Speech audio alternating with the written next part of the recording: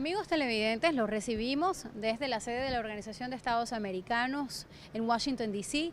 para conducir una nueva entrega de Tiene la Palabra Diputado, esta vez en una entrega especial, como ven, desde Estados Unidos, dando cobertura exhaustiva en la medida de las posibilidades a lo que ha acontecido en las últimas horas en esta sede del organismo hemisférico. Nos acompaña el diputado venezolano Eudoro González, a quien doy la más cordial bienvenida a nuestro espacio. Muchas gracias. Agradezco que a pesar de lo apretada que ha estado la agenda de ustedes en esta ciudad, haya aceptado la invitación. Fíjese, diputado, el país entero ha visto con mucho detenimiento la actuación de la OEA. Esta discusión del informe de Almagro ha sido interpretada por muchos, incluidos ustedes, como la activación de la Carta Democrática. Me permito recrear en la pregunta alguna otra manera de ver lo sucedido, porque para el gobierno la carta no está activada, para algunos otros voceros desde el punto de vista jurídico y sociopolítico, la carta no necesariamente está activada, sino que es un primer paso para que ello ocurra. Pero más allá de eso, quisiera saber cuál es su lectura, si es de acierto, si es de triunfo, en el plano político. Yo creo que lo primero que tenemos que rescatar los venezolanos, y una cosa que nos ha hecho mucho daño en los últimos años, es el discurso de vencidos y vencedores y vencedores y vencidos.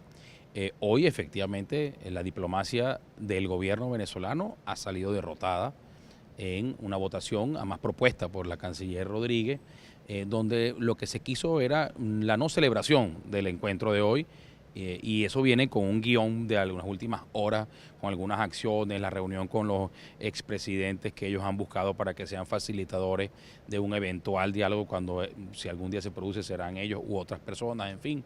Todo ese trabajo diplomático del gobierno venezolano hoy ha fracasado porque es evidente que el continente está claro de que en Venezuela estamos en medio de una crisis política, en medio de una crisis social, en medio de una crisis económica, y el informe del secretario Almagro ha querido ser vendido por el gobierno venezolano como una cosa parcializada, mentirosa, que contiene datos imprecisos, y no es cierto. Si tú buscas el informe y tomas los puntos más importantes que el secretario ha rescatado, es innegable que en Venezuela hay presos políticos, no políticos presos, presos políticos. Es innegable que en Venezuela hay una crisis institucional. Nuestra Asamblea Nacional no puede terminar de redactar una ley cuando inmediatamente hay una sentencia del Tribunal Supremo, que además sentencias que son anunciadas en la propia Cámara por los diputados del PSV.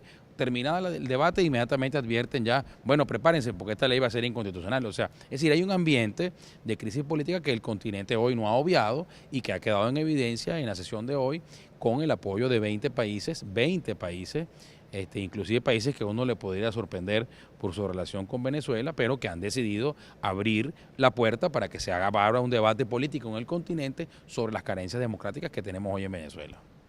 ¿Qué interpretación le dan a esos países que no votaron a favor, incluso a quien se abstuvo, ¿no?, con sus explicaciones respectivas? ¿Qué sucede que ese discurso y ese lobby que ustedes han emprendido tratando de explicar lo que ocurre en Venezuela no ha permeado en todos los lugares? ¿Cuáles serían los factores políticos o económicos, si los hubiese, que operan para que no haya sido unánime la lectura que ustedes hacen del país y la que exponen del país? Bueno, en estos momentos yo creo que no es prudente indagar en el por qué alguien dijo que no o alguien se abstuvo.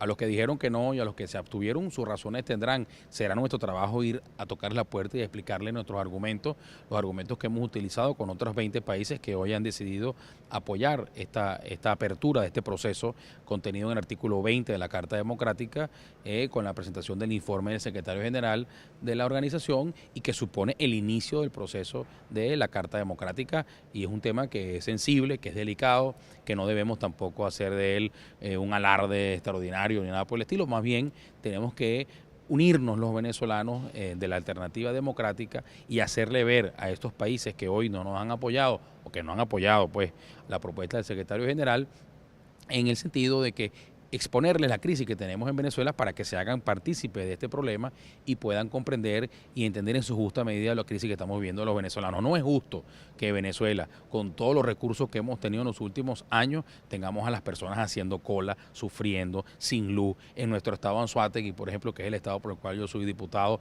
la gente pasa 24, 48 horas sin luz. Eso es inconcebible. Eso no se vive ni siquiera en la peor de las economías del continente americano. Un país tiene a sus ciudadanos 48 horas, 24 horas sin luz. No existe. Si usted hace un recorrido por cualquiera de los países del continente, de nuestros vecinos más cercanos, Colombia, Brasil, y va hacia el sur, Argentina, Uruguay, Paraguay, Chile, Perú, en ninguno de esos países los ciudadanos, a pesar de la apretada crisis económica mundial, no tienen las carencias y las tragedias que viven los venezolanos hoy en día. Usted va a una farmacia y no consigue una aspirina, no consigue un antipirético, un antidiarreico, para no ir más allá, que los niños se mueren en las maternidades, en los neonatos. Ayer lo negó categóricamente, la crisis humanitaria fue negada categóricamente.